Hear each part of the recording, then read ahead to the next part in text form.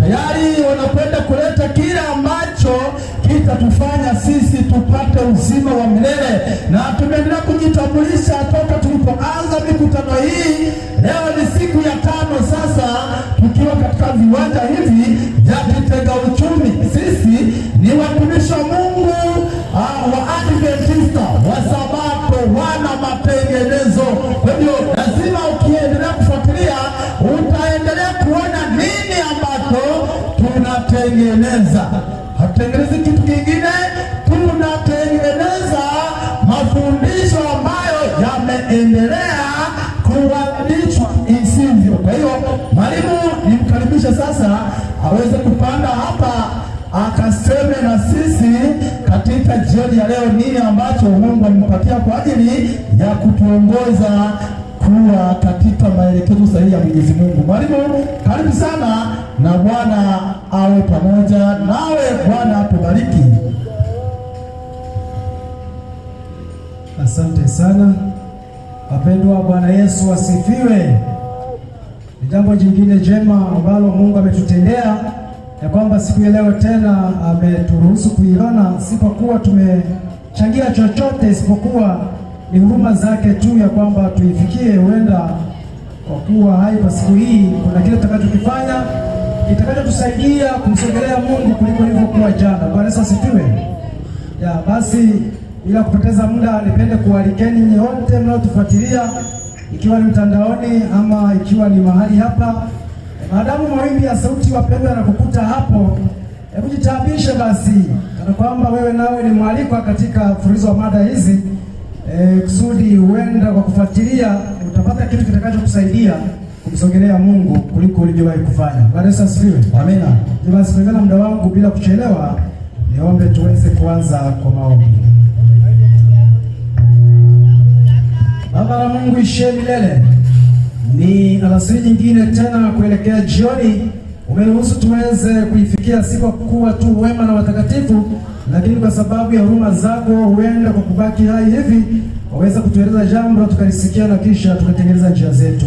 Sema nami kile unachoona kinatufaa, nami nikakisema mbele za watoto wako, na hivyo tufae na kuandaliwa kwa mbele ujao. Katika Yesu naomba. Amina. Amen. Basi wapendwa, mara baada ya kupata kibali kutoka kwa Mungu, nipende kualikeni nyote sasa tunapoingia katika mada mpya ya siku ya leo. Nitatamani kuona tunaanzia pamoja, lakini pia tunaongozana mpaka mwisho. Takuwa sijatendea haki nisipowapa muhtasari mfupi sana wa kile tulichokuwa nacho jana, hii ikiwa ni kawaida kukumbushana, kwani kuna ile hali ya kusahau. Lakini pia licha ya hilo, kuna kile ambacho nilikibakiza mahala fulani, natumia muda mfupi sana kuweza kukidokezea. Kwa ufupi, jana tulikuwa na mada hiyo ikisema ya kwamba Yesu ni nani kwa Mungu. Baada ya kuwa juzi tuligundua ya kwamba Mungu tulienaye wapendwa ni mmoja, na sio kamati ya Mungu watatu ambayo inatupelekea kujikuta tunavunja amri ya kwanza ya Mungu. Basi lazima tutambue kwamba Mungu tulienaye ni mmoja, na tukajifunza tukabaini hivyo kwa mujibu wa maandiko mengi kabisa. Lakini baadaye tukawa tuna hilo somo jana hiyo ya kwamba je, kama yuko hivyo Mungu ni mmoja aliye na nafsi moja na roho moja ambayo ndio uzima wake aliompatia mwana, naye mwana akatupatia. Je, Yesu sasa ni nani kwa Mungu? Ni Mungu namba mbili? Ni Mungu mwenzake na Mungu, au ni Mungu mtoto? Hilo ndio tulikuwa nalo jana. Tulijifunza mengi kabisa, lakini katika hayo tulikuja kugundua ya kwamba wapendwa, Mungu ana mwana. Huyo mwana ni Yesu Kristo. Kwa tukabaini ya kwamba Yesu kwa Mungu ni mwana. Kwa mafungu mengi kabisa tuliweza kuyasoma, na tukapata ushahidi ya kwamba Mungu hawezi kumzaa mwanadamu, lakini pia hawezi kuzaa malaika. Lazima kilichozaliwa kirithi asili ya kilichozaa. Hii maana yake ya kwamba Mungu hawezi kuzaa asiye Mungu. Sasa nachotaka kukizungumzia ambacho nimesema jana nilikiacha kulingana na muda, ni swala la je, Yesu akiwa hapa duniani aliwahi kusujudiwa?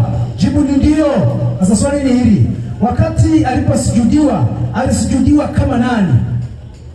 Alisujudiwa kama Mungu namba mbili? Alisujudiwa kama Mungu mtoto? Au alisujudiwa kama nani? Sasa naomba haraka sana tuweze kupitia mafungu mangapi hivi kabla tujaingia katika mada mpya leo, ili nisiwe nimekuacha njia panda. Mwalimu, Mwalimu, hebu nisaidie kwanza moja kwa moja tuone kwa habari ya malaika, Mungu aliwaelekeza nini dhidi ya mwana wake? Karibu sana nisomee kitabu kile cha Waebrania sura ya 1 mstari wa 6. Katika kitabu cha Waebrania 1 fungu lake la 6. Inasomeka hivi mwalimu. Inasomeka Waebrania 1:6, neno la Mungu linasema, anasema hivi, hata tena ndio amletapo mzaliwa wa kwanza ulimwenguni, hata tena amletapo mzaliwa wa kwanza ulimwenguni. Anasemaje? Na wamsujudu malaika wote wa Mungu. Na wamsujudu malaika wote wa nani? Wa Mungu. Huyo ni Mungu anayewapa maelekezo malaika ya kwamba mnapaswa kumsujudia huyu nani?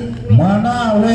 Hivyo tu. Sasa tuingie kutafuta kujua alipokuwa hapa duniani aliweza kusujudiwa, na alisujudiwa kama nani? Malaika wao wanamsujudia kama mwana wake.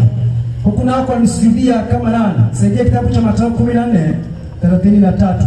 Hao sasa ni mitume ambao tunapaswa kuiga nyayo zao, walikanyaga wapi na wapi hawakukanyaga. Wakati wanamsujudia Yesu, walimsujudia kama nani? Kumbuka, watu wanaposikia kwamba Yesu ni mwana wa Mungu ni kana kwamba tumempunguzia heshima. Hapana.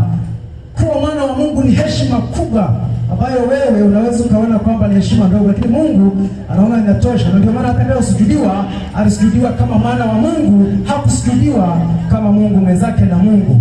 Sasa tungedaiwa kuwa na Mungu wawili. Karibu mtu wa Mungu. Mathayo 14:33. Nisome kama ilivyoandikwa. Nao waliokuwa ndani ya chombo, anasema nao waliokuwa ndani ya chombo wakamsujudia. Wakafanyaje? Wakamsujudia. Walipomsujudia walisema, hakika wewe ni nani? Wakisema, hakika wewe u mwana wa Mungu. Pale vizuri inawezekana walisema, hakika wewe u Mungu mwana. Walisema, hakika wewe u mwana wa Mungu. Hivyo tu. Sasa sikiliza, hutaki kuongeza kile ambacho hakikuandikwa. Utajitwalia dhambi isiyo ya lazima. Nisaidie pia ile kitabu kile cha Yohana 9 mstari wake ni wa 35 kutoka pale chini. Katika kitabu cha Yohana 9, ifike hapo mwalimu, inasomeka hivi. Yohana 9:35 hadi 37 kuendelea hapo mbele. Inasomeka hivi mwalimu. Inasema katika kitabu hiki cha Yohana 9:35 anasema, Yesu akasikia kwamba wamemtoa nje. Yesu akasikia kwamba kuna yule aliyemfanya kuwa mzima kutoka kuwa kipofu, ya kwamba wamemtoa nje. Akasemaje? Alipomwona alisema, wewe wamwamini mwana wa Mungu? Aliuliza swali ya kwamba, je, wewe wamwamini mwana wa Mungu? Naye akajibu akasema, huyo naye akajibu akasemaje? Nani Bwana nipate kumwamini? Akauliza, ni nani Bwana niweze kumwamini? Yesu akamwambia, umemwona. Akasema, umemwona? Naye anayesema nawe ndiye. Anayesema nawe ndiye. Akasema, sasa sikiliza, kuna kile ambacho nataka ukisikia bali hapo. Akasemaje? Akasema, naamini Bwana. Akasema, naamini Bwana. Kisha akafanyaje? Akamsujudia. Si hivyo tu. Yesu anauliza, je, wamwamini mwana wa Mungu? Akasema, nani Bwana nipate kumwamini? Yesu akasema, ni mimi. Alitumia Kiswahili ya kwamba yeye anayesema nawe ndiye. Kisha baada ya kuwa amesikia hivyo akamsujudia. Mimi alimsujudia akijua anayemsujudia ni mwana wa nani? Wa Mungu. Sio Mungu mwenzake na Mungu. Tungekuwa na miungu wawili wapendwa. Ndio maana andiko katika kitabu kile cha Kutoka 20 aya ya 3 bado inatuongoza kujua ya kwamba amri ya kwanza ni ipi. Imeandikwa ya kwamba usiwe na miungu mingine ila mimi. Eti wangekuwa wawili au zaidi, ingeandikwa ya kwamba usiwe na miungu mingine ila sisi. Sasa hivi andiko hivyo, kwa nini wanaongeza? Hicho ndicho nilichosubiri nikisema japo kwa ufupi sana, huenda mngejisikia tofauti kwa sababu sikugusia hilo. Basi wapendwa, mama, baada ya kumaliza leo kadogo dhidi ya kile tulichokuwa nacho jana, niombe moja kwa moja niwapitishe katika mada mpya leo ambayo kwa kweli nitatamani kuona tunafuatilia kwa karibu. Mada yenyewe naomba kuitambulisha sasa. Mada yenyewe mezani nimependa kuipa kichwa cha somo kinachosema matumizi mabaya maandiko juu ya fundisho la Utatu Mtakatifu. Hatari sana. Hebu nikiingia sikio lako utajifunza vingi mahali hapa. Hii ikiwa ni siku ya 5, sikiliza, bado tuna siku 9 mbele. Si unaona zipo za kutosha. Ni kazi yako tu kusikiliza, kuelewa na kuchuja, ulinganisha na kinachokuwa kifundishwa na maandiko. Uone, je, tumeshapigwa au hatujapigwa? Sasa kazi ni moja tu, kinga sikio lako. Baada inasema matumizi mabaya ya maandiko juu ya fundisho la Utatu Mtakatifu. Ina maana gani? Ni katika kutumia vibaya maandiko, watu wamekuwa wakiwasilisha vibaya, andiko lile kilichokusudiwa kinapigwa pembeni, wanawasilisha cha kwao. Sasa tutaangalia katika mafungu ambayo yamekuwa yakiwasilishwa vibaya mbele za watoto wa Mungu, hao maskini bila kujua wanabeba kama ukweli, wakati kwa kweli ni uongo. Moja kwa moja mwalimu, naomba tukimbie katika kitabu kile cha Mwanzo 1 mstari wa 2. Tunaanzia hapo mwanzoni, fungu ambalo limekuwa likiwasilishwa vibaya. Lazima tujue ya kwamba wakati Mungu anaruhusu andiko hilo liandikwe, alikusudia tuelewe nini na hakukusudia tuelewe nini ambacho leo watu wakikusudia. Hatutajua sisi kama sisi, isipokuwa Mungu atatufunulia kwa kadiri anachopenda yeye mwenyewe. Karibu mtu wa Mungu. Mwanzo 1 fungu lake la 2 inasomeka hivi. Inasomekaje? Nayo nchi ilikuwa ukiwa. Kama neno kwamba nayo nchi ilikuwa ukiwa. Tena utupu. Tena nini? Tena utupu. Endelea. Giza lilikuwa juu ya uso wa vilindi vya maji. Ndio. Na roho ya Mungu ikatulia juu ya uso wa maji. Eti roho ya Mungu ikatulia juu ya uso wa vilindi vya nini? Vya maji. Roho ya Mungu ikatulia juu ya uso wa vilindi vya nini? Vya maji. Sasa lazima tuingie ndani kutafuta kujua, je, andiko hilo nini kinachoweza kuwa kikusudiwa tukielewe, na ni nini ambacho kikusudiwa tukielewe kupitia andiko hilo ambacho leo wanawasilisha watoto wa Mungu. Nakumbuka tunaposhughulika na hili, tunashughulika kujiepusha na uvunjaji wa sheria ya Mungu. Inataka tusiwe na Mungu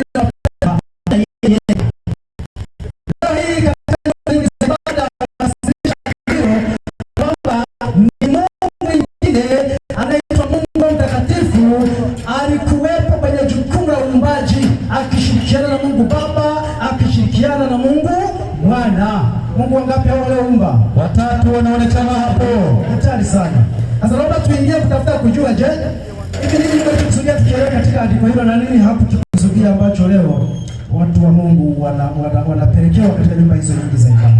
Haiwezekani wapenda roho ya Mungu ikawa Mungu mwingine mwenye nafsi kabisa kando na huyu Mungu mwenye roho hiyo, alafu nasema umeelekezwa ukweli na kupiga makofi na kutoa sadaka. Hakuna. Lazima turuhusu andiko lituelekeze kutoka andiko moja kwenda andiko jingine, si ndio?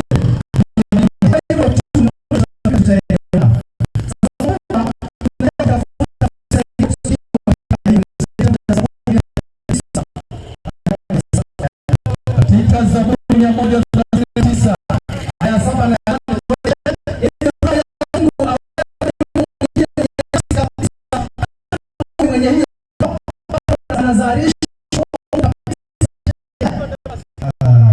8 tueleze.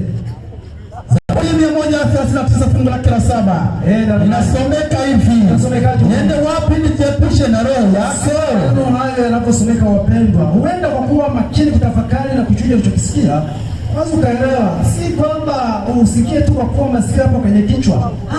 Hebu niende mbele zaidi ya masikio kuwepo kwenye kichwa. Yaani yatumie kusikia na kutafakari ulichokisikia. Vinginevyo tungechanganyikiwa, sababu masikio yako radhi kusikia chochote kinachopita. Sasa sikiliza, utafakari kile kinachokusa umilele wako. Niende wapi nijiepushe na roho yako? Niende wapi niukimbie uso wako? Niende wapi niukimbie uso wako? Kama ningepanda mbinguni wewe. Hiyo point ikusaidia, ilisaidie wote kujua ya kwamba hivi Mwanzo 1 mstari wa 2 ilikuwa imelengwa tuelewe nini. Anasema niende wapi nijiepushe na roho yako? Niende wapi niukimbie uso wako? Ningeenda mbinguni wewe uko. Sikiliza hicho Kiswahili kitusaidie ya kwamba kama angeenda mbinguni yeye yuko. Kama angeenda mbinguni yeye yuko. Sasa iko hivyo wapendwa, ili ujue kwamba hapo kuna mtego. Kama roho ya Mungu ingekuwa ni nafsi nyingine ya Mungu kando na Mungu mwenye roho hiyo, basi Daudi kama angeenda mbinguni angemkuta Mungu anaitwa Mungu roho kabisa. Lakini anayemkuta kule ni yule mwenye roho. Kama tunaelewana. Huwezi kutenganishwa wewe mtu na roho yako alafu ukabaki hai.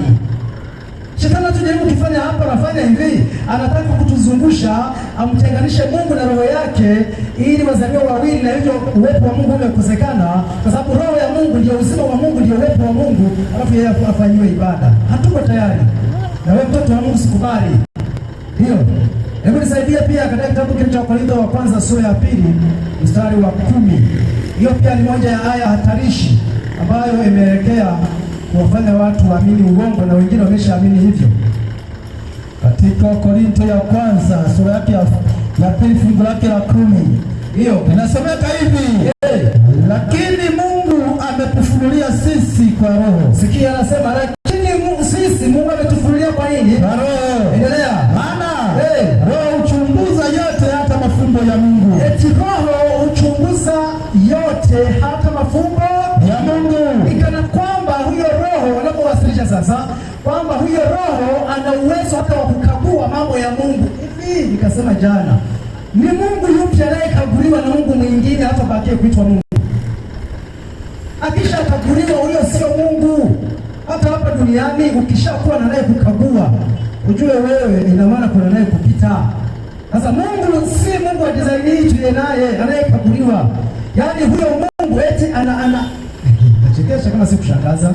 Rudia yeye mtu wa Mungu. Nasema maana Roho huchunguza yote, hata mafumbo ya Mungu. Roho huchunguza yote, eti hata mafumbo ya nani? Ya Mungu. Kana kwamba huyo Mungu yuko pembeni, alafu huyo Roho anachunguza huyo Mungu.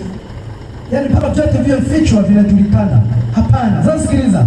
Majibu ya swali hilo ambalo limekuwa likiwa katika vichwa vya watu wengi wakiaminishwa na kuamini ya kwamba si unaona huyo Mungu anafuatilia na mambo ya Mungu anayajua, na huyo ni nafsi nyingine ya Mungu kando na Mungu huyo ambaye sasa tunasema anakaguliwa.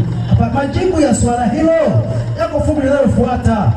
Soma fungu linalofuata. Fungu la 11 linasomeka hiyo walimu. Usikilize uelewe nini kilichomaanisha pale.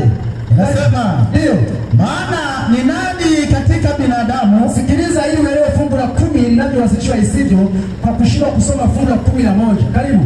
Maana ni nani katika binadamu ayajuaye mambo ya binadamu? Anauliza swali vizuri ili upate majibu kwenye fungu la 10 ya kwamba maana ni nani katika binadamu wapendwa ayafahamuye mambo ya binadamu ila roho ya binadamu iliyo ndani yake. Vivyo hivyo na mambo ya Mungu ndio hakuna yafahamuye ila Roho wa Mungu. Iko hivyo tu ya kwamba kama ambavyo roho yako wapendwa ndiye inayojua mambo yako, kadhalika na roho ya Mungu ndiye inayojua mambo ya nani? Ya Mungu. Hicho kilichokuwa kimemaanishwa pale, yaani kuwapitia mfano wa sisi wenyewe kwamba hakuna anayejua mambo yako ila roho yako iliyo ndani yako, ndivyo ilivyo hata kwa Mungu. Hakuna anayeweza kujua mambo yake ila roho ya Mungu mwenyewe iliyo ndani yake. Sio kwamba eti kuna Mungu mwingine anayeweza kukagua mwingine. Hapana. Haiko hivyo. Haiko hivyo. Hebu nisaidie pia kitabu kile cha Waebrania, Warumi sura 13 mstari wa kwanza. Katika Warumi 13 fungu lake la kwanza. Ninasema hiyo iache kwanza, leo Warumi 8:26. Katika kitabu cha Warumi 8:26. Some hapo kama ilivyoandikwa. Ndio. Inasomeka hivi. Sikia, hiyo nayo pia ni mtego mwingine, ndio. Kadhalika Roho naye hutusaidia udhaifu wetu. Hilo pia ni moja andiko linalotumika vibaya wakiwasilisha ya kwamba kuna mwingine anaitwa Mungu Roho Mtakatifu anayetuombea. Hebu nisome alafu tutaliweka vizuri kwa kadri Mungu anavyopenda. Inasomeka hivi. Kadhalika Roho naye hutusaidia udhaifu wetu. Kadhalika Roho naye hutusaidia udhaifu wetu. Kwa maana hatujui kuomba. Eti hatujui kuomba jinsi itupasavyo. Lakini Roho mwenyewe hutuombea kwa kuugua. Unasikia hivyo? Usipoweza kutamka. Eti Roho yeye anatuombea kwa jinsi isiyoweza kufanyeje? Kutamka. Kwa tena kwa kuugua. Sasa unaona? Hivi ambaye hana nafsi anaweza kutuombea? Si unaona kwamba ni kana kwamba lina ukweli wakati lina ukweli. Tena mwalimu ametusomea hapa kitabu cha Wakolosai sura ya 2 mstari wa 23 na kwamba kuna wengine wamejitengenezea, wamejiundia, wamejitungia dini yao wenyewe kinyume cha kile ambacho Mungu alishawaelekeza. Swali ni je, hivi tunao waombezi wangapi? Ikiwa tayari huyu naye tena anatuombea tena kwa kuugua. Sikiliza, si kwamba andiko hilo lina makosa, hapana. Ni matumizi mabaya ya maandiko wapendwa, kuwasilisha fundisho la uongo la utatu ya kwamba tunaye Mungu mwingine anayetuombea. Swala ambalo ni hatari, sio kweli. Sasa tunaomba tuthibitishe hayo na kwamba hilo sio kweli. Nisaidie kitabu kile cha Timotheo wa kwanza sura ya 2 mstari wake ni wa 5. Timotheo wa kwanza sura ya 2 mstari wa 5 inatusaidia kuelewa vizuri ya kwamba wasilisho lako katika aya hiyo linakosewa, sivyo lilivyo. Katika Timotheo ya kwanza sura yake ya pili fungu la 5. Nisome kama ilivyoandikwa. Fungu lake la 5 linasomeka, kwa sababu Mungu ni mmoja. Sikia maneno yaliyopangiwa vizuri kwamba kwa sababu Mungu ni mmoja, na mpatanishi kati ya Mungu na mwanadamu ni mmoja, mwanadamu Kristo Yesu. Sikiliza wapendwa, roho ya manabii watii manabii. Hiyo utaisoma kwa muda wako Wakorintho wa kwanza 10:32. Haiwezekani huku iandikwe hivi alafu huku iandikwe hivi. Kumbe kinachosumbua hapo ni fafanuzi za ndugu wananchi, lakini maandiko yenyewe hayapingani kwa sababu yaliandikwa na Mungu ngapi? Mmoja. Mpatanishi ni mmoja kati ya sisi wanadamu tuliokosea na Mungu aliyekosewa. Kwa vizuri hivyo. Sawa? Sasa ikiwa iko hivyo, huyu mwingine mpatanishi anayewezeshwa katika masikio ya watu na kumchukua kama ndiye mpatanishi mahali pa yule, ikoje hii? Hebu kimbia mtu wa Mungu utusaidie katika fungu la 34 katika sura ni hiyo hiyo. Yaani wao wanaposoma mahali hapo wanasahau kuendelea mbele, alafu ndio wasaidia kujua kwamba huyo pia ni roho, lakini sio yule roho anayezungumzwa. Karibu. Katika kitabu hiki cha Timotheo ya kwanza 2:34. Hapana, ni Warumi sura ya 8 mstari wa 34. Basi nifike hapo katika Warumi 8:34. Maana tuliposoma Warumi 8 mstari huo wa 26 imesoma ya kwamba roho naye hutuombea kwa jinsi siyoweza kufanyaje kutamkwa. Tuombea kwa kuugua. Sasa sikiliza, huyo anayetuombea ni nani ambaye pale amewasilishwa kama roho, alafu naliweka vizuri mbele ya safari. Katika Warumi 8:34. Soma kama ilivyoandikwa. Karibu. Imeandikwa kusema, ni nani atakayetuhukumia adhabu? Tuuliza wapendwa, ni nani atakayetuhukumia adhabu? Kristo Yesu ndiye aliyekufa. Kwa maneno ya kwamba Kristo Yesu ndiye alifanyaje? Aliyekufa. Naam. Na zaidi ya hayo, amefufuka katika wafu. Amefufuka katika wafu. Naye yuko mkono wa kuume wa Mungu. Hiyo sasa wapendwa, zame vizuri ya kwamba naye yuko mkono wa kuume wa nani? Wa Mungu. Tena ndiye anayetuombea. Sasa unataka kunieleza tuna waombezi wangapi? Hebu malizia aya ya 3 katika kuweka ushahidi wa hilo ya kwamba mwombezi ni Yesu wapendwa, hatuna mwingine. Bwana niliweka hapa juzi pia. Saidia kitabu kile cha waraka wa kwanza wa Yohana sura ya 2 mstari wa kwanza. Katika waraka wa kwanza wa Yohana sura ya 2 mstari wake ni wa kwanza. Naenda taratibu kusudi tupate kuelewana. Katika kitabu cha waraka wa Yohana 2, nifike hapa mwalimu nisome kwa makini. Ndio. Katika kitabu cha waraka wa kwanza wa Yohana 2:1, neno la Mungu limeandikwa kusema. Ndio. Katika kitabu hiki cha waraka wa kwanza wa Yohana 2:1, neno la Mungu linasema hivi. Semaje? Watoto wangu wadogo, nawaandikia haya kwamba msifanyeje? Msitende dhambi. Ikitokea na kama mtu akitenda dhambi, tunaye mwombezi kwa Baba, Yesu Kristo mwenye haki. Tunaye mwombezi au tunao waombezi? Tunaye mwombezi. Tunaye mwombezi, tunao waombezi. Tunaye mwombezi na Baba, ndio nani? Yesu Kristo mwenye haki. Si hivyo tu. Sasa sikiliza nikuwekee vizuri ya kwamba wakati Warumi 8 mstari wa 26 nasema tunaye roho pia natuombea kwa jinsi isiyotamkika, yaani natuombea mpaka kwa namna ya kuugua. Si roho unayemsema wewe wa kudumba. Kumbuka Kristo ni roho, lakini pia ni nafsi iliyo hai. Saidia kitabu kile cha Wakorintho wa kwanza sura ya 10 mstari ule wa 4. Katika kitabu cha Wakorintho ya kwanza 10. Angalia maiki vizuri, kwa nini ina sita? Katika kitabu cha Wakorintho ya kwanza 10, neno la Mungu linasema, wote wakanywa kinywaji kile cha roho. Wote wakanywa kinywaji kile cha roho. Kwa maana waliunywea mwamba wa roho uliowafuata. Na mwamba ule ulikuwa ni Kristo. Simeleweka hivyo kabisa. Kwa muda wako tutasoma waraka wa pili wa Wakorintho sura ile ya 3 mstari wa 17 na 18. Utakutana maelezo hayo yanayozungumzia hivyo ya kwamba Yesu Kristo ni roho, lakini pia yeye ni nafsi, maana tunajua wote ya kwamba alikuja tukamwona na hivi kila kitu kikawa wazi hivyo. Hebu nisaidie pia katika kitabu cha Isaya 9 mstari wa 6, aya kabisa ambayo ni aya tawala katika kuwasilishia watu uongo ya kwamba fundisho la utoto ni fundisho la Biblia. Kitabu ni Isaya sura ya 9 mstari wa 6.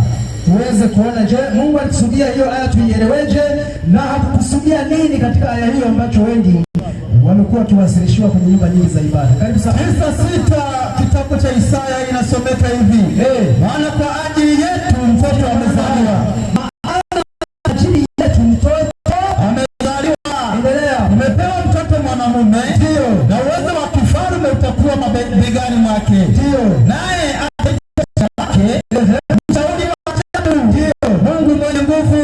Baba wa milele. Ndio. Mfalme wa amani. Nakushukuru sana. Andiko hilo wapendwa, na tusilisome kwa haraka. Sasa ni moja ya maandiko ambayo yamewavuruga wengi kudhani ya kwamba tayari tuna Mungu watatu wakimuunganisha na huyo Yesu wakimuita Mungu Mwana. Sikiliza, andiko wapendwa linasomeka vizuri sana, wewe na mimi tu kufuatilia kwa karibu. Ya kwamba wapendwa, maana kwa ajili yetu mtoto amezaliwa. Kwanza hilo neno likatia mstari. Ya kwamba kwa ajili yetu mtoto afanyeje? Amezaliwa. Kwa hiyo ukishasikia hilo tu elewa ya kwamba wakati kuna aliyezaliwa, elewa kuna aliyezaa. Tuko pamoja? Amina. Point makini sio paswa kuisahau. Katia mstari kabisa wenye mnene. Kwamba huyo mtoto tuliopewa amezaliwa. Huwezi kuzaliwa bila aliyemzaa kuwepo. Kwa hivyo tunaenda kutafuta kile ambacho anakiwasilisha sasa, ya kwamba huyu Yesu ndiye Baba mwenyewe na huyu Baba ndiye Yesu mwenyewe, kwa maana ya kwamba ni yule ambaye amekuwa akifanyaje, akibadilika. Sikiliza, haiko hivyo na wala hatutakubali, kwa sababu maandiko hayatuungi mkono katika hilo. Na ukiona amini wapendwa, kile ambacho maandiko hayakiungi mkono, chungu unachokiamini ni ushirikina, na mwisho wa hesabu hautaibukiwa mshindi sana, utadharauliwa milele na utaingizwa kwenye kundi la wenye dhambi watakao kuwa wamevunja amri moja wapo. Sikiliza, tumepewa mtoto mwanamume ambaye tumepewa mtoto mwanamume. Sikiliza, huo ni mstari maelezo yanayofuata kwamba tumepewa mtoto mwanamume. Kwa hivyo kama tumepewa mtoto mwanamume, ina maana kuna aliyetupatia huyo mtoto, ndio maana tunaye huyo nani? Mtoto. Tena akasema ya kwamba huyo mtoto mwanamume tuliyepewa, eti ufalme, uwezo wa kifalme utakuwa wapi? Begani mwake. Naye ataitwa, sikiliza, huyo pia ataitwa, sio kwamba atajiita. Usikilize hapo, tupale nafunua fungu lenyewe, sijaingia katika kutafuta kujua nini kilichomaanishwa katika aya hiyo. Sikiliza, naye ataitwa mshauri wa ajabu, Mungu mwenye nguvu, Baba wa milele, alafu mfalme wa amani. Naomba nisikilize kwa makini kabisa, kwa sababu hii moja ya aya inayohitaji uangalifu pengine kuliko hata aya zingine katika upotoshaji wa kuwafanya watu waamini utatu ya kwamba ni fundisho la Biblia, bali ambapo ni uongo kabisa tena mweusi. Sikiliza, hebu nisaidia kitabu kile cha Yohana sura ya 5 mstari wake ni wa 43. Katika Yohana Injili sura ya 5 fungu lake la 43. Ndio. Fiki hapo mwalimu. Neno la Mungu limeandikwa kusema katika Yohana 5:43 inasomeka hivi. Ndio. Katika anasema hivi 43, neno la Mungu linasema, mimi nimekuja kwa jina la Baba yangu. Andiko liko wazi hivyo ya kwamba wapendwa, Yesu anawaambia Wayahudi, mimi nimekuja kwa jina la nani? La Baba yangu. Mimi Yesu kijitaja, nimekuja kwa jina la nani? La Baba yangu. Anasema mimi nimekuja kwa jina la Baba yangu, wala ninyi hamunipokei. Ndio. Mwingine akija kwa jina lake mwenyewe mtampokea huyo. Unajua ni maneno kidogo ambayo yanahitaji usikivu. Ni swala tu la kutulia, tulize akili, uenda ukaelewa kile ambacho umekuwa ukielewa kwa kipindi kirefu. Sawa sawa, watu wa Mungu. Kabisa. Anasema mimi nimekuja kwa jina la Baba yangu, sawa? Ndio. Wala hamunipokei. Mwingine akija kwa jina lake huyo mtampokea. Sasa naomba tutulie, akili kabisa ikae katika hali yake, kusudi tunapoanza kulifuatilia hili tuelewe nini kilichomaanishwa kwenye Isaya 9 mstari wa 6, ya kwamba maana kwa ajili yetu mtoto amezaliwa. Tumepewa mtoto mwanamume, sawa? Ataitwa jina lake mshauri wa ajabu, Baba wa milele. Amna, narudia, ataitwa mshauri wa ajabu, Mungu mwenye nguvu, Baba wa milele, mfalme wa amani. Hivyo Sasa naomba tujue hivi andiko hilo lilikusudia tuelewe nini? Yeye aliyeruhusu kiandiko hicho kitu.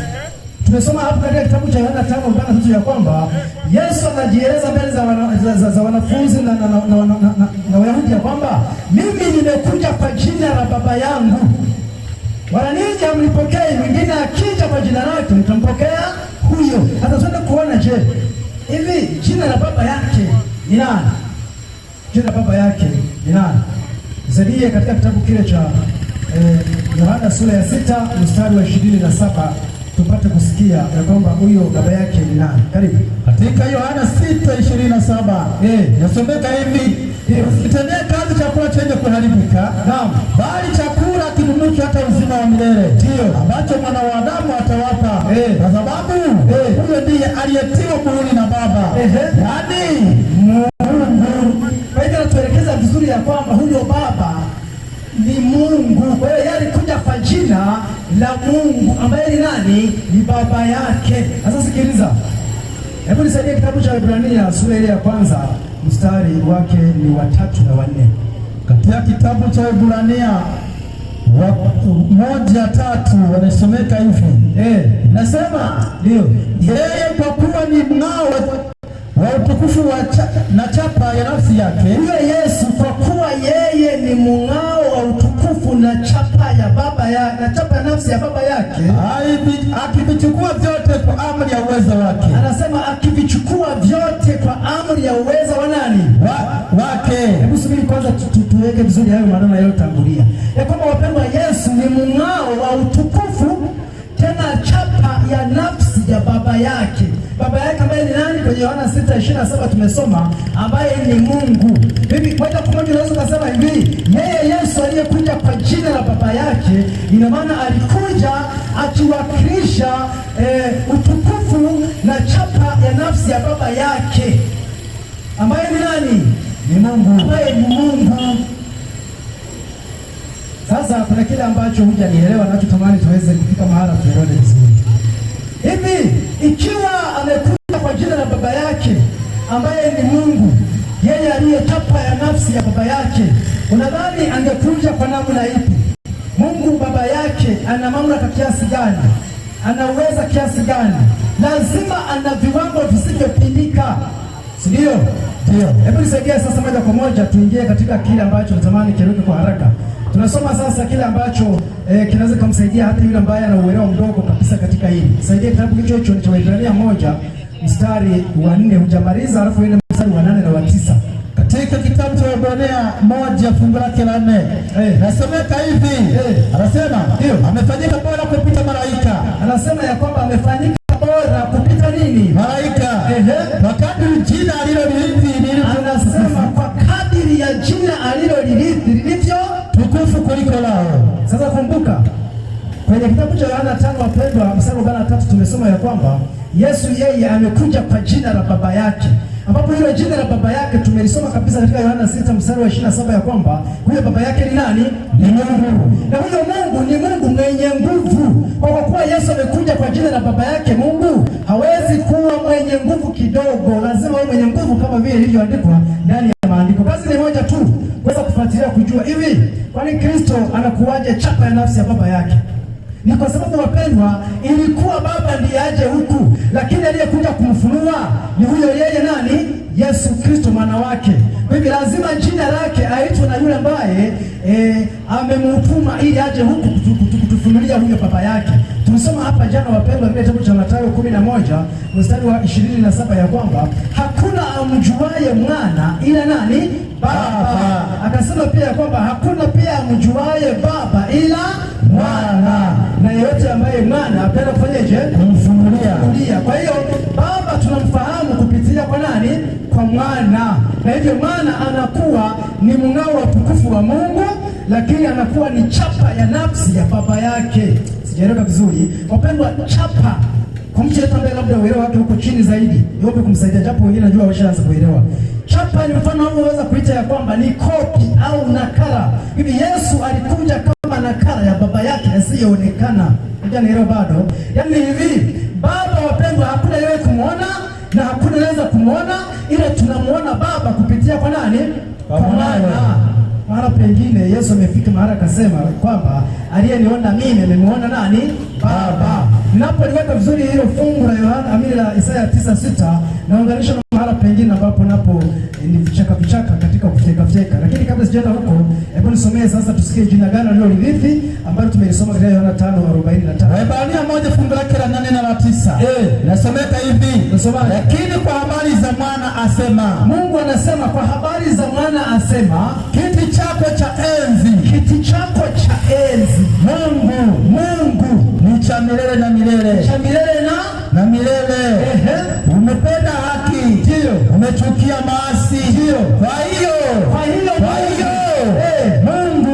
Mungu wako amekutia mafuta ya shangwe kupita wenzio. Acha tu hapo. Kwa kweli wapendwa, hivyo jina alilolithi kupita majina mengine ambayo yamewahi kusikika, amerithi jina la pekee sana la Mungu. Sasa licha ya kuwa Mungu anakuwa Mungu aliye na Mungu wake. Tulishasoma jana, hiyo tumependa ieleweke. Hapa nilikuwa najaribu kuonesha kile Kiswahili kilichotangulia ya kwamba yeye ni Mungu mwenye nguvu. Aliyemwakilisha ni Mungu mwenye nguvu.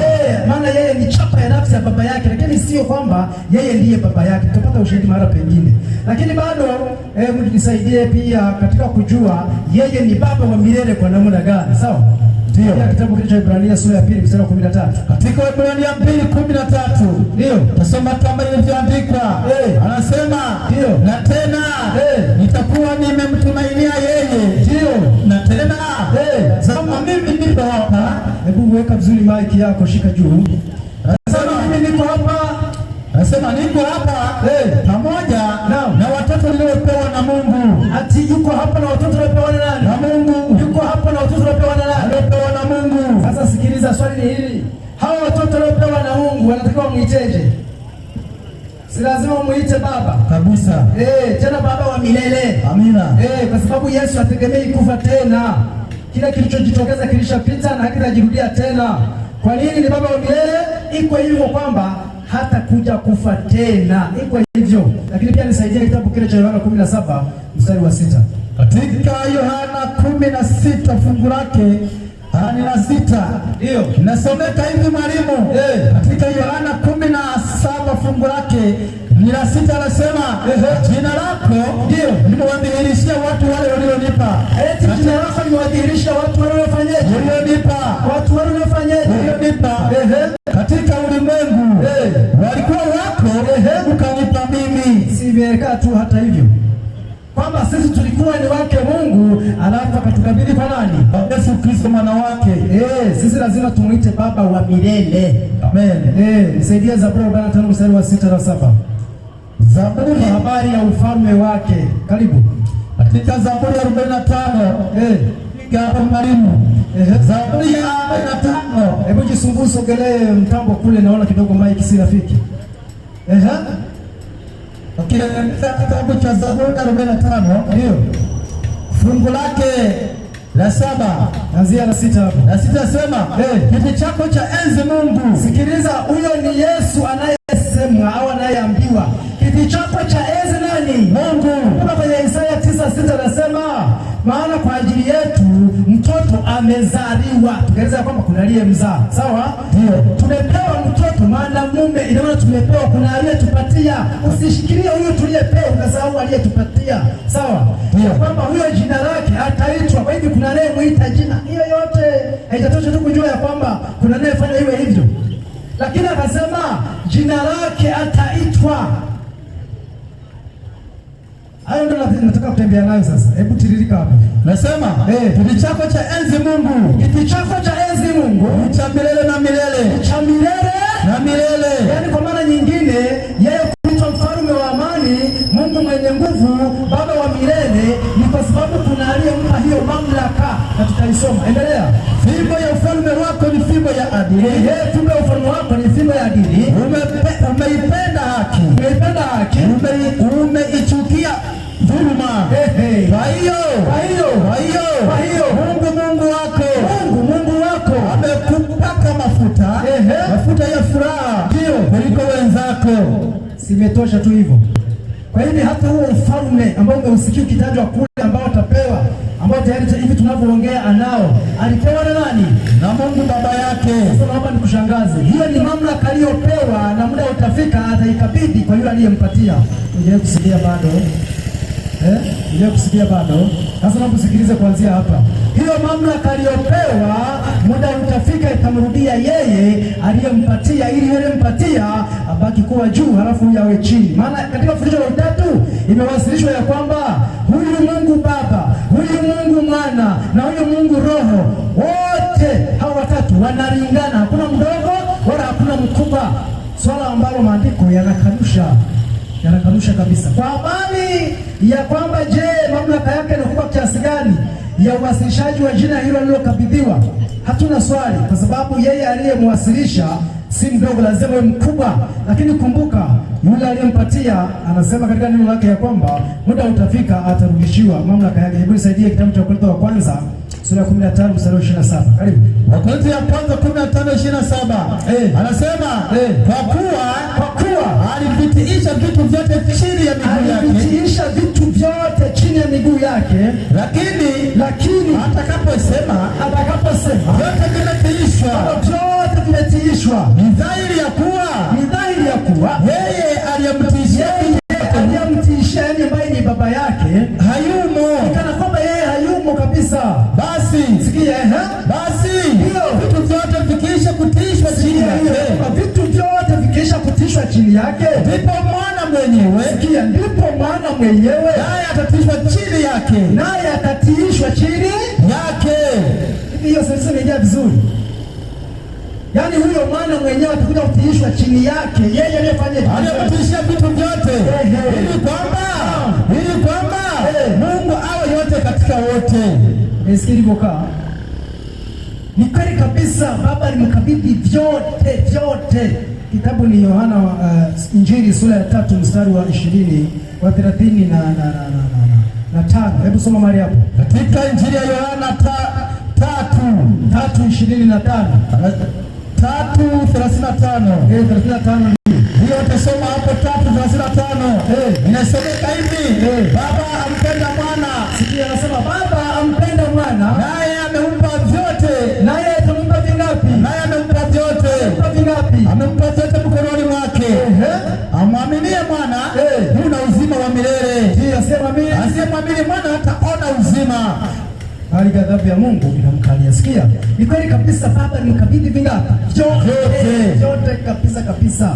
Hata ukisoma kwa muda wako kitabu cha Mathayo 28 mstari wa 18 anasema, Yesu akaja kwao akasema nao akawaambia, nimepewa mamlaka yote mbinguni na wapi? Na duniani. Sasa ukisikia maneno kama hayo, lazima kujiuliza ya kwamba amepewa, kuna aliyempa, wapendwa. Sio kwamba eti huyu na yule wanalingana. Hapa aliyepewa na aliyetoa hawezi kulingana.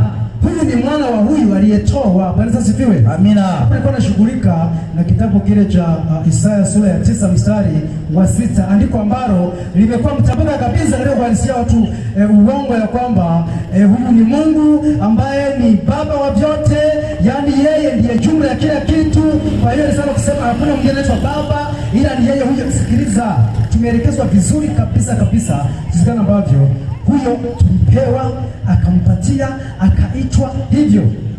Iko hivyo. Sasa naomba tuhame katika fungu jingine ambalo nilitambuka pia.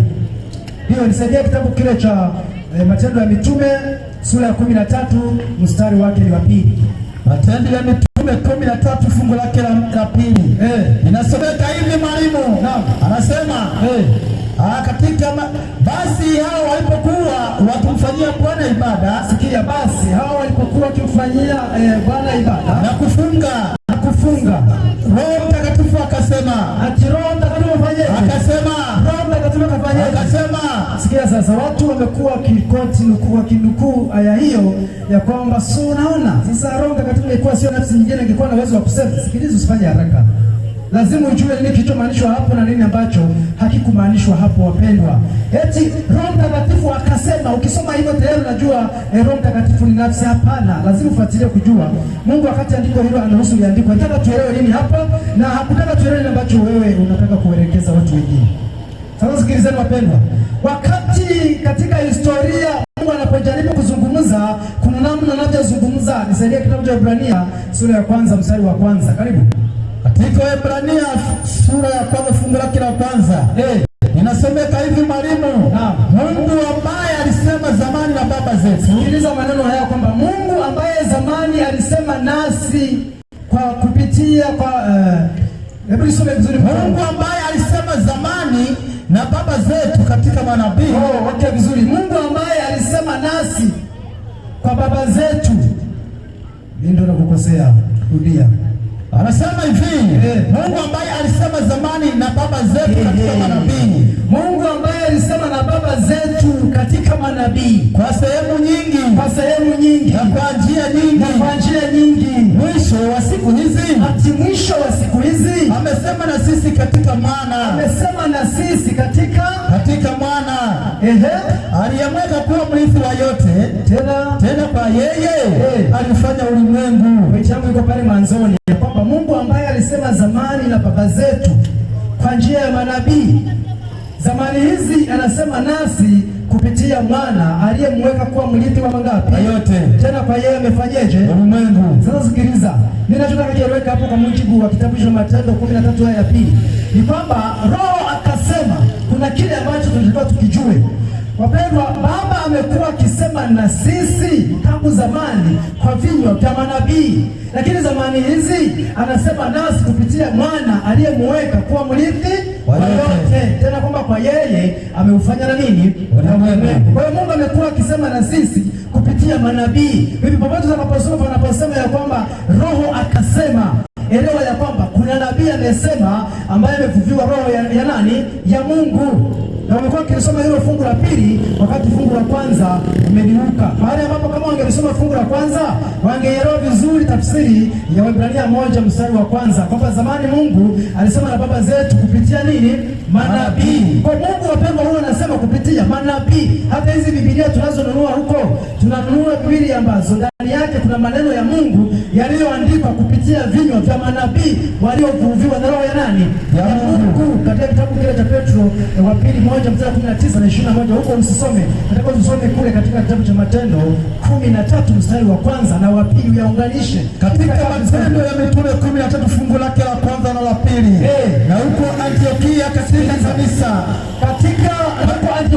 kanisa, walikuwako na manabii na walimu, nao ni Barnaba na Simeoni aitwaye Nigeri na Lukio Mkirene na Manaeni aliyekuwa ndugu wa kunyonya wa mfalme Herode na Sauli. Basi hawa walipokuwa wakimfanyia Bwana ibada ya kufunga, Roho Mtakatifu akasema, wapanitengeeni Barnaba na nani? Na Sauli kwa kazi ile niliyowaitia. Wapendwa, iko hivyo tu. Wakati wanasoma aya ya pili, aya ya kwanza huwa waisomi. Mungu daima amekuwa akisema kupitia vinywa vya manabii. Amina. Sio kwamba eti roho inajitokeza tu inasema kama hivi, unasikia spika hizi zinatoa sauti alafu huoni anayeongea, hata wewe utakosa ujasiri wa kusimama. Mungu hasemi hivyo, wewe unakuwa ni mapepo labda. Sikiliza wapendwa, wakati kwenye kitabu cha Matendo ya Mitume 13 inasomeka hivyo kwamba Roho Mtakatifu akasema, ina maana ni Roho wa Mungu ambaye ni Mungu mwenyewe aliyesema ndani ya hao manabii waliotajwa hapo kwenye fungu la ngapi? La kwanza. Kwa ushahidi kimbia kitabu cha Nehemia 9:30. Katika Nehemia 9:30. Ndio. Nifike hapo mwalimu, katika kitabu cha Nehemia 9:30. Tusomea hapo mtu wa Mungu. Katika kitabu cha Nehemia 9:30 mwalimu, inasema hivi. Inasema ni Nehemia 9:30, neno la Mungu linasema 30 linasomeka hivi. Lakini miaka mingi, sikia maneno kwamba lakini miaka mingi ukachukuliana nao nawe ukawashuhudia kwa roho yako. Sikia maneno kwamba nawe ukawashuhudia kwa roho yako. Kwa vinywa vya manabii wako. Si hivyo tu kwamba Mungu amekuwa akiwashuhudia kwa roho yake kupitia vinywa vya manabii wake. Iko tu hivyo wapendwa, hakuna haja kutumia nguvu nyingi. Sio kondoo vivu na kufuatilia kisha unapata majibu. Ndio. Haina haja kutumia nguvu nyingi mpaka unaumia. Nisaidie Matendo ya Mitume 21 mstari wake ni wa 11. katika Matendo ya Mitume 21:11. Nifiki hapo. Hilo pia ni moja ya mafungu kichaka yanayotumiwa kuwawasilishia watoto wa Mungu uongo ya kwamba fundisho la utoto wapendwa ni la kweli. Si unaona roho, sikiliza, haijawahi kutokea roho ikawa na mwili. Hicho kitu hakipo. Yesu alikataza na alielekeza mapema katika kitabu cha Luka 24:39 kwamba roho haina mwili, haina mifupa kama mnavyoniona. Sasa Yesu alishasema hivyo, unawezaje kusema kinyume cha Yesu? Roho hii tunayozungumzia ya Mungu inasema ndani ya vinywa vya manabii. Na ni pale manabii wanapokuwa wanapewa roho ya Mungu,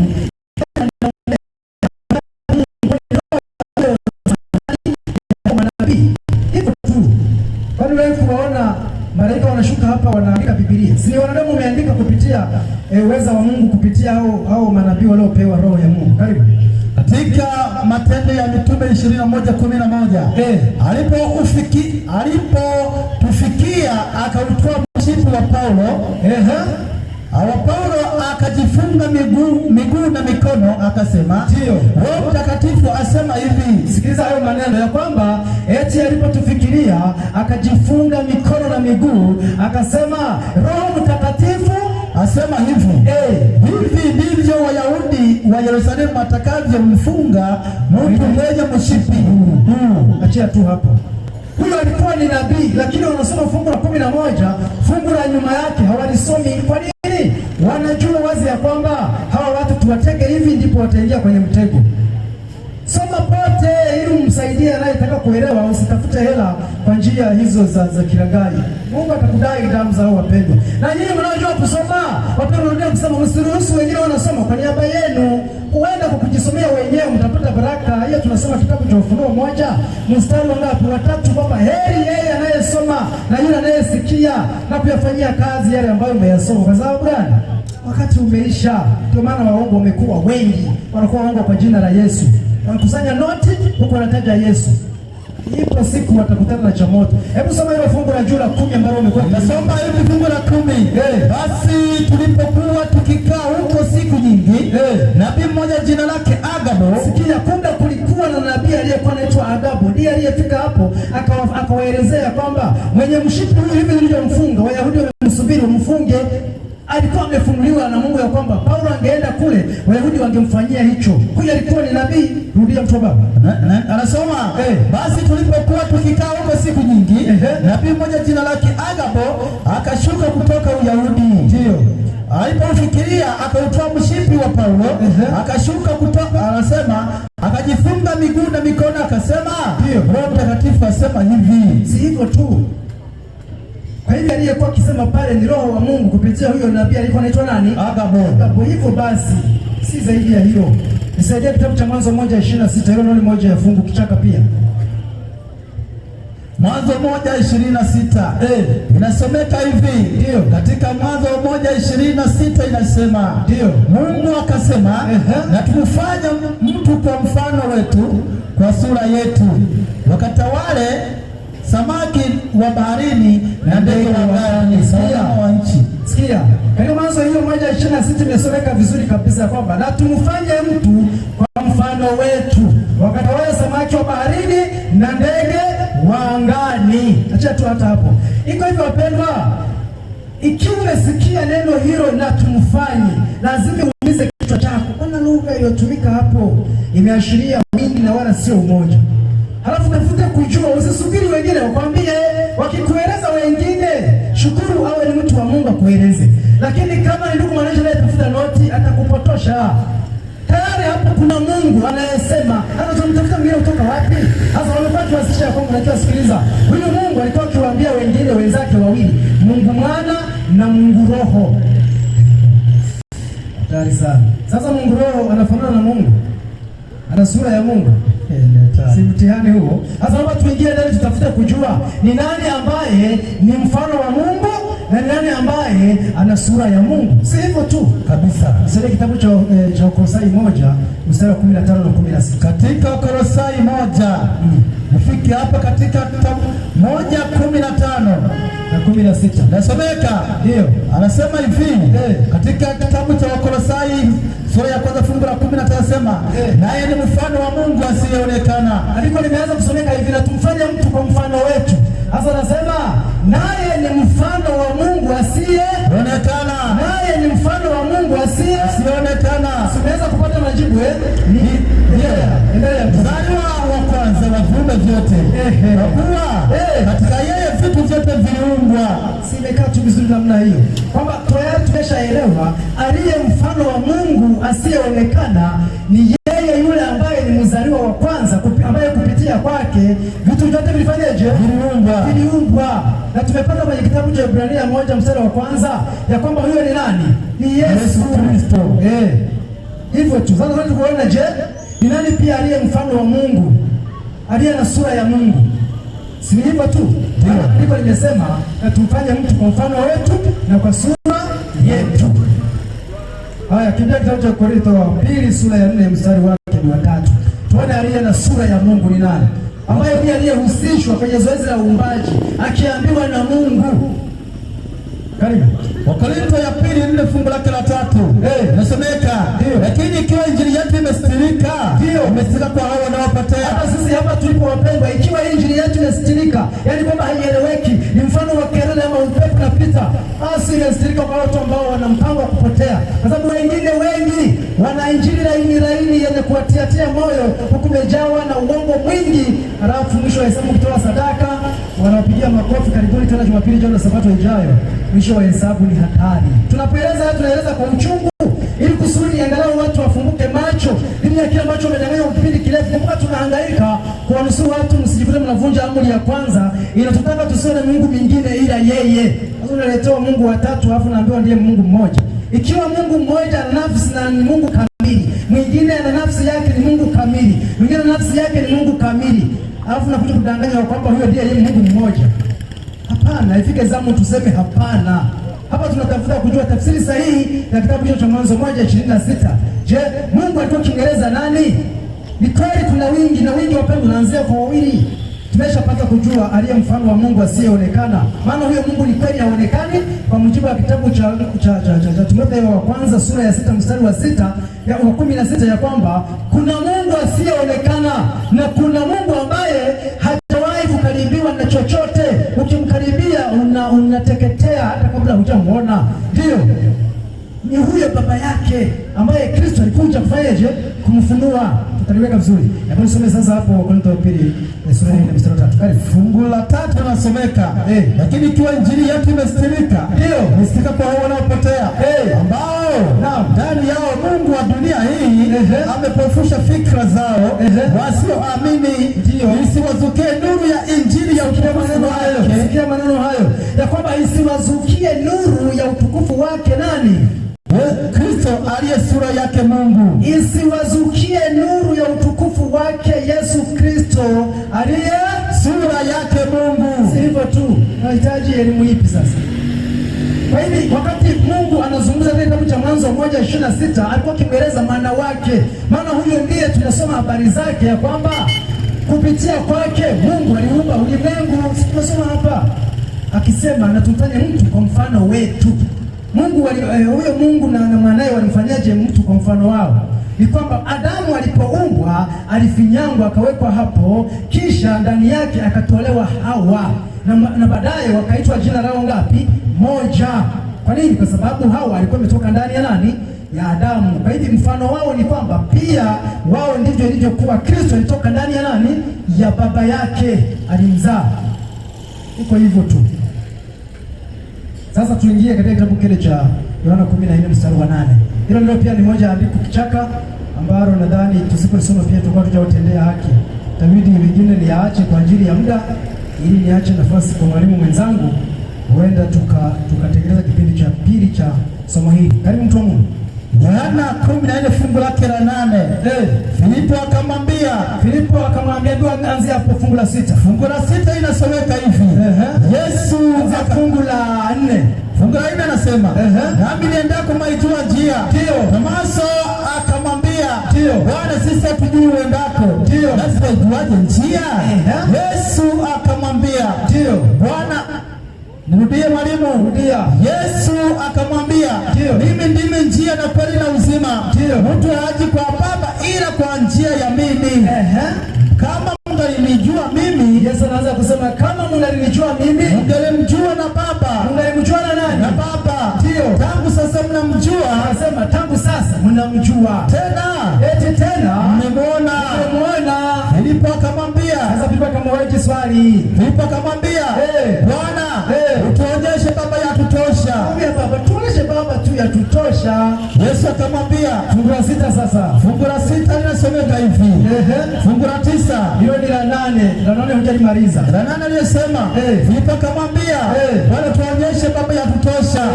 Yesu akamwambia, mimi nimekuwapo pamoja nanyi siku zote hizi zote, wewe usijue Filipo? Aliyeniona mimi, sikia, aliyeniona mimi amemwona Baba. Aliyeniona mimi amemwona Baba. Maana ya kwamba wamekuwa wakiwasilishiwa sana, ndugu wananchi, huko kwenye nyumba nyingi za ibada, ya kwamba aliyemwona Yesu amemwona Baba. Si unaona? Yesu ndiye Baba na ndiye Mwana, yaani huyu Mwana ndiye Baba na Baba ndiye Mwana na ndiye Roho. Kwa hiyo ni Mungu mmoja ambaye amekuwa akibadilika kulingana na vipindi kiutendaji. Wanatumia hiyo kiutendaji. Hapana, maandiko yako hivyo.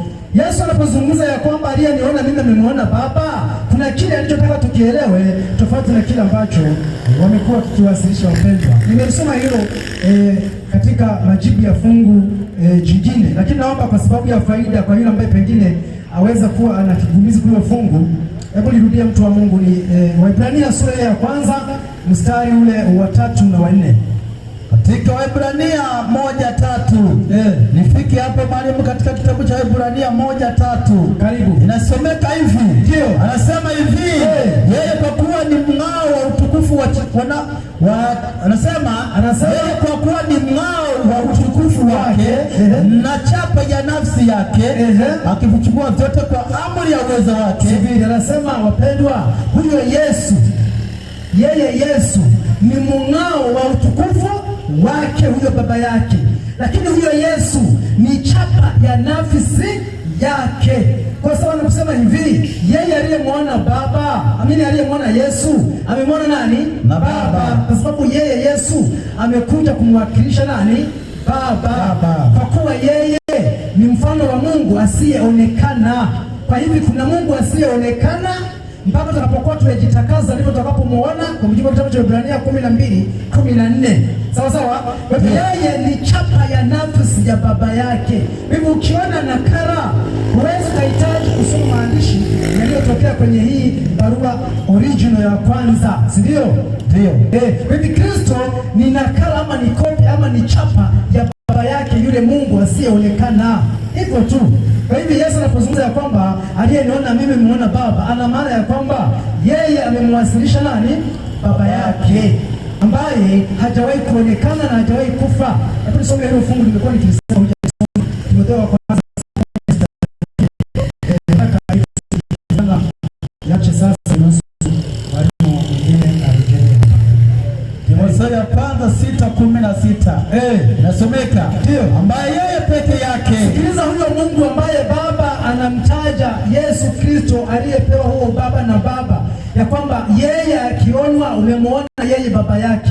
Huyo Baba yake, wapendwa, hajaonekana. Tumesoma wote kabisa katika kitabu cha Kolosai 1:15 ya kwamba Yesu ni mfano wa Mungu asiyeonekana. Sio yeye yule asiyeonekana, yeye ni mfano wa yeye asiyeonekana. Soma hapo ushahidi. Ambaye yeye peke yake hapatikani na mauti. Sasa swali, Yesu alikufa hakufa? Alikufa.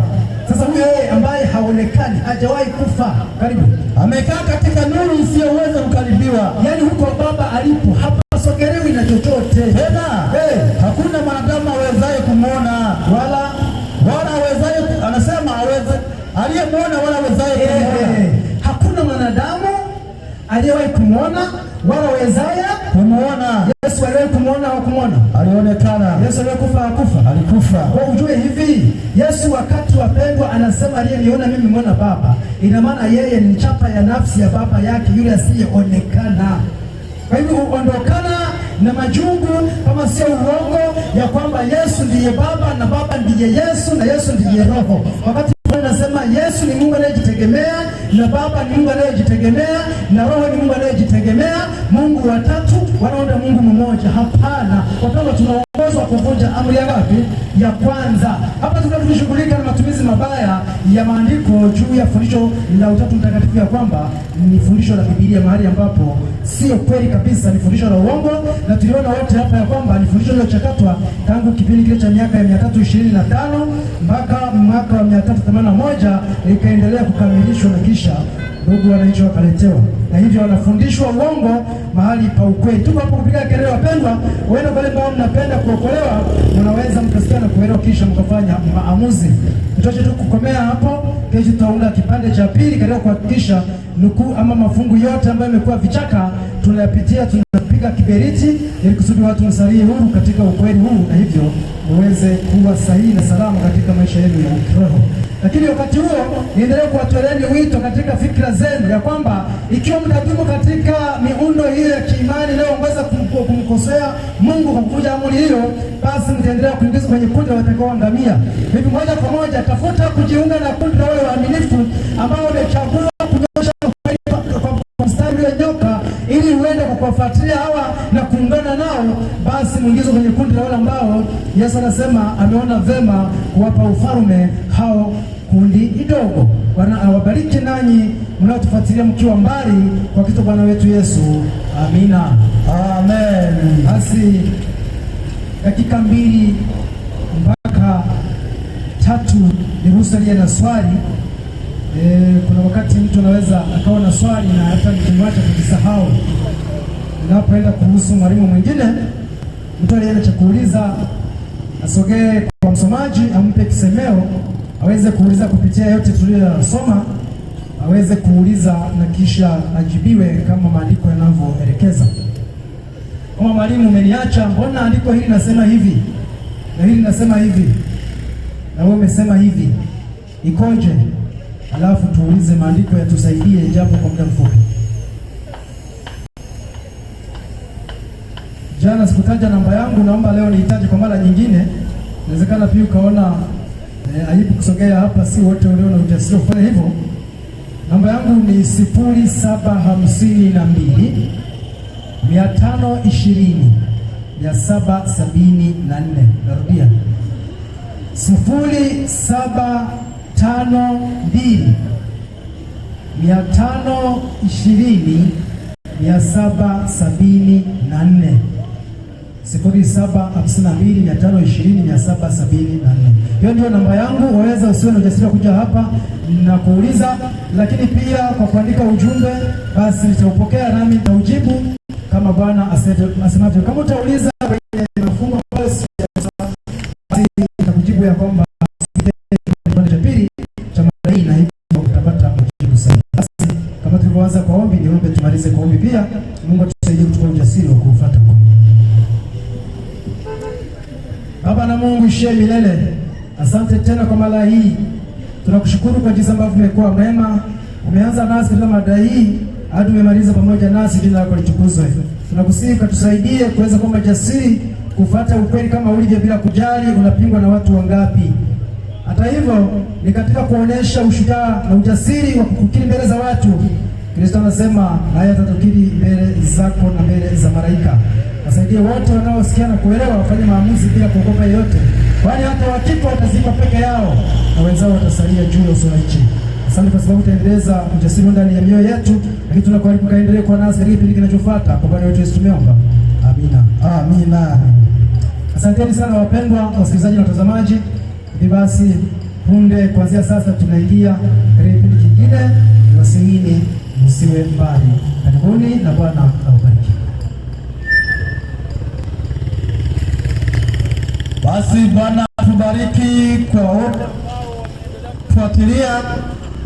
Wote ambao wameendelea kufuatilia, Bwana watie nguvu kwa kuwa wameamua kufanya hivyo. Zaidi ya yote hicho ambacho kimenenwa kimetoka katika